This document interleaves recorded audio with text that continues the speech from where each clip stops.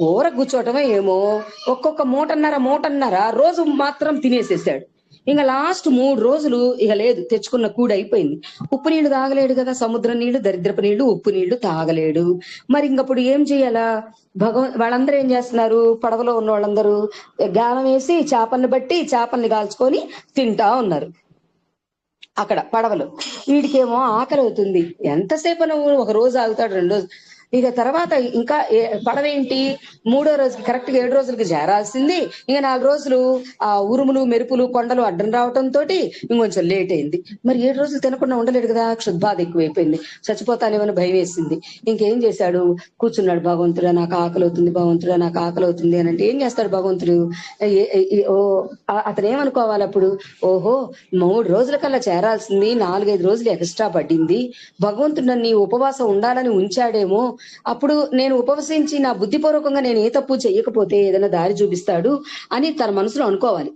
ఇప్పుడు అతను ఏమనుకున్నాడు? పక్కన చేపలు కాల్చుకొని తింటుంటే, ఓహో భగవంతుడు నాకు రోజుకి 1.5 తినరా, లాస్ట్ 3 రోజులు వీళ్ళతో పాటు చేపలు తినరా అని చెప్పేసి నాకు ఆకలిని ఎక్కువగా చేయించి ఒక మూట ఒక రోజు తినాల్సింది 1.5 తినిపించి నన్ను ఈ 3 రోజులు చేపలు తినమని భగవంతుడు ఆదేశించాడు అని చేపలు తినేస్తాడు. ఇది కరెక్టా? అది కరెక్టా?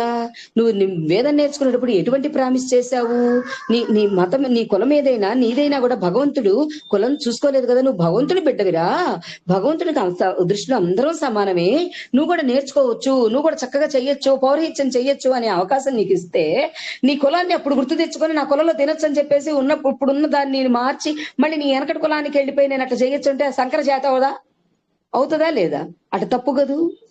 అది అంటే సమయానుకూలంగా తప్పులు చేసుకుంటూ పోయి తర్వాత అయ్యో రాముడో దేవుడో దీని ఫలితం ఏంటి అనుభవించేటప్పుడు ఏడుస్తే ఎవరు చేస్తారు? భగవంతుడిని భారం వేసినప్పుడు అయిపో, నీకు చనిపోవాలని రాసి పెట్టుంటే చనిపో, ధర్మం తప్పకూడదు కదా.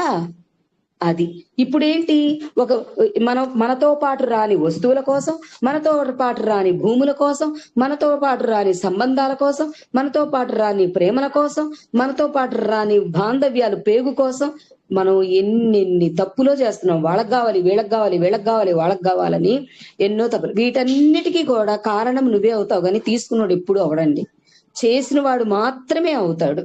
అదే రత్నం దొంగ సంగతి చెప్పాం కదా అప్పుడు. ఎవరు? వాల్మీకి చేసింది అదే కదా. అది జ్ఞానోదయం అయింది, భగవంతుడిలాగా మారిపోయాడు.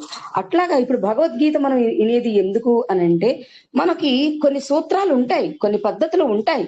ఈ పద్ధతుల వల్ల మనకి సుఖం లేదు. మనం ఈ దీంట్లో ఎందుకు పుట్టాము అనంటే మన కర్మ ఫలితం